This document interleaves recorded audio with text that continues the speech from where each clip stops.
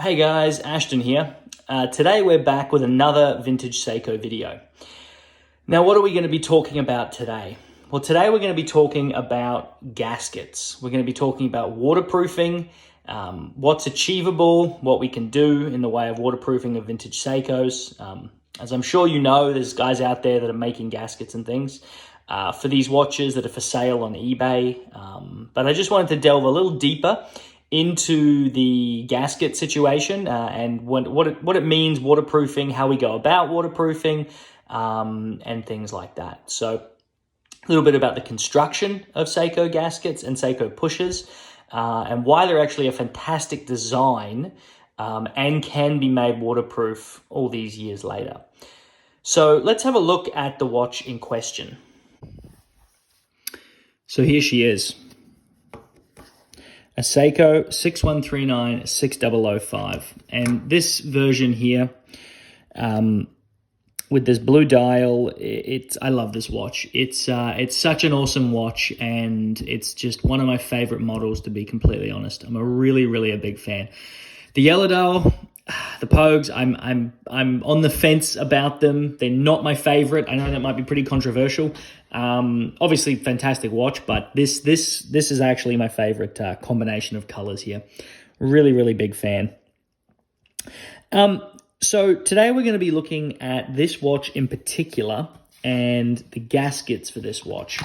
Now I've just thrown my gaskets everywhere in haste. So this is the watch that we're going to be looking at and the gaskets for it. Now, what makes this watch so interesting when it comes to waterproofing? Why is the Seiko such an ingenious design? Well, it all comes down to the fact that this watch has external gaskets, okay? And that is what makes the thing so incredible, and the fact that we can keep basically everything original and still have it waterproof. If we look at the construction of a Seiko gasket, of a Seiko pusher here, we see an external gasket, and the gaskets, or the pushers I should say, are held in with the movement ring underneath. Now if we have a look at the crown, we also have an external gasket. Now you guys will know from previous videos that I offer the crown rebuilding service on a Seiko 6105, where we remove the washer. Now this is a very labor intensive exercise to get it out. I've showed you the process. You know how long it takes compared to just putting a new gasket on. So the beauty of this pusher design and the beauty of these crowns is the fact that they have these external gaskets that can just be whipped off and put back on again. So the Swiss watches of a similar era, it's possible mostly to change the chronograph pusher gaskets, and it's more difficult to change the crown gaskets. Again, you could possibly perform crown rebuilds on them, but it's certainly not as easy with these Seiko 6139s. Now, because they're so easily accessible, it means that we can change the gaskets, no problem, and make these watches waterproof again. Now, the big thing is getting these pusher gaskets, the DJ006OB01s. Now, these are the D profile pusher gaskets that we use. Now, what it means is they have flat sides. Let's try and zoom in here. They have a flat side and they have a flat middle piece which acts against the pusher, and that's the correct profile gasket that needs to be used. Now we have our flat back gaskets that go in to the watch for the case backs and the specific size that we need there.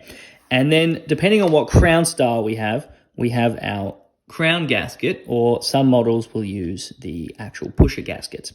Now this is technically supposed to, originally it was a D profile gasket. These are incredibly difficult to source. Well, in fact, they're impossible to source. I know there is someone out there manufacturing the D-profile gaskets, and they can be had for,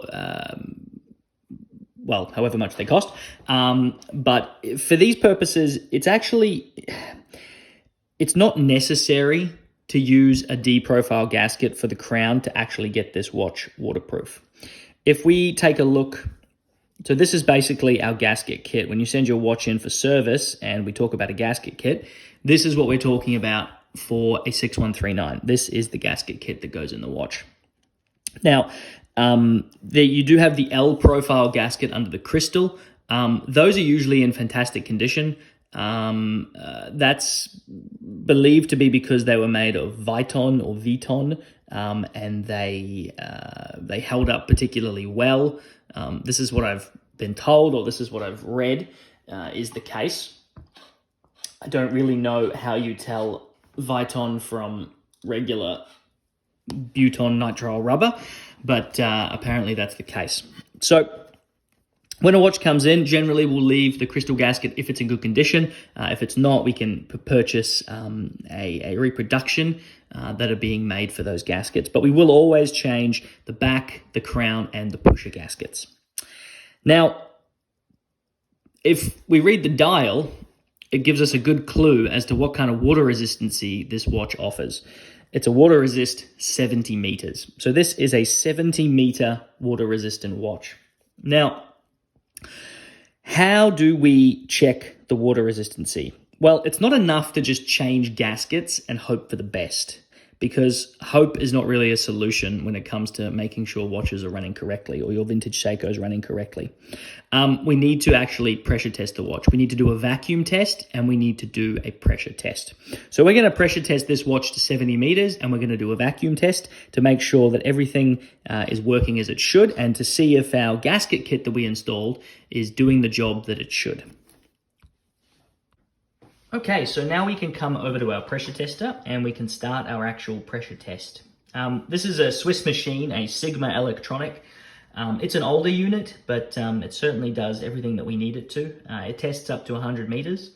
And the only difference between this and a newer machine is the fact that the newer machines combine the two tests together with kind of the push of one button, whereas we have to run two separate tests. I've got a problem with this machine that I've got my compressor mounted underneath and it vibrates the machine when it kicks in, and it knocks the watch to one side or the other, and then it thinks it's failed the test because it's vibrated the sensor. But I need to try to move my compressor, but it's a job for another day. So we'll what we'll do is we'll lower the table so that we can get the watch in place, and then we can raise the table up. We can see that, we'll just lower it again. We can see that the table gets raised up to engage that sensor, and then we measure the deformation of the crystal to see if the watch has leaked. So what we're going to do is we're going to run our vacuum test, but I'm going to just go off camera while it's filling because I just need to make sure that the machine is held steady, and then we'll come straight back on once our compressor's stopped. So we've closed our lid and we have our vacuum test engaged. We can see that we are testing, and we have our program as we talked about. So we now just need to wait to make sure that our vacuum test works. A vacuum test basically it pulls the watch apart, and a pressure test pushes the watch together to make sure that there's no leaks. So you really can't do one without the other. It's important to do a vacuum and a pressure test. There are machines where you can do this in water, a vacuum and a pressure test, but these electronic testers are great because they do it all electronically. So once this is complete, we see our little countdown timer there. Once this is complete, we'll know that whether it's passed a vacuum test with our gasket kit. And I'm pretty confident that it will have no problem passing. And there we go. We see we have a pass. So now we can open our chamber. We can raise our table back up because it automatically lowers. and we can cycle through to our 7 bar. The 7 bar test, 70 meters. Let's close her up, engage the test.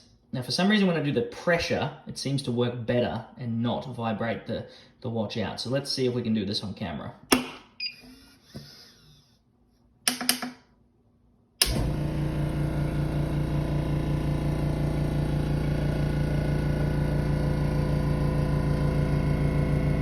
See our pressure going up. When we go over, we've gone to 7.3 bar, 7.2. So what's nice is we go over a little bit and we have a little bit of safety in there. So now we wait. We'll keep it at around 7 bar just to test, to make sure that our watch is waterproof. Now, a lot of watches, a lot of vintage watches, the standard line is, no, it can't be made waterproof, it's vintage, it's old, don't take it in water.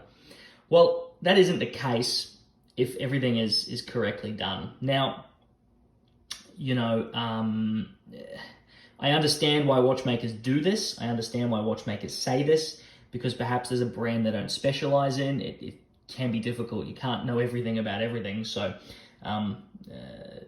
rebuilding crowns with gaskets and getting correct D-profile gaskets and things for pushes, it's difficult, right? So that's why not all watches, a lot of the time vintage watches are, you know, just said they're not waterproof.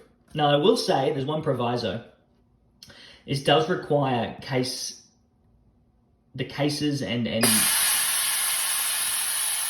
pressure's released, and we have our pass. So we have a successful vacuum and pressure test that's been passed to 70 meters. We can open up and we can retrieve our beautiful 6139. Look at that thing. It really is in fantastic condition. It's just so incredible.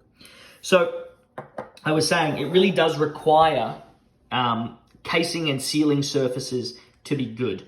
To make sure that there's no corrosion, there's no pitting, because think about it, that pitting and that corrosion doesn't always fill, the gaskets won't fill those voids, and therefore you're gonna have water enter.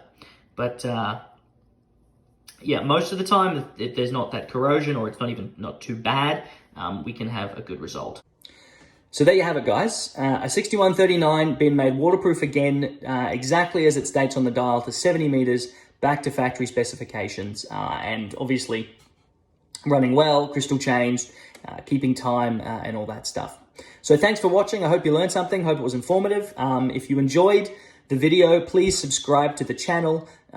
Please check out my Instagram, Ashton Tracy Horologist, and also check out my website, ashtontracy.ca. Thanks, guys, and until next time.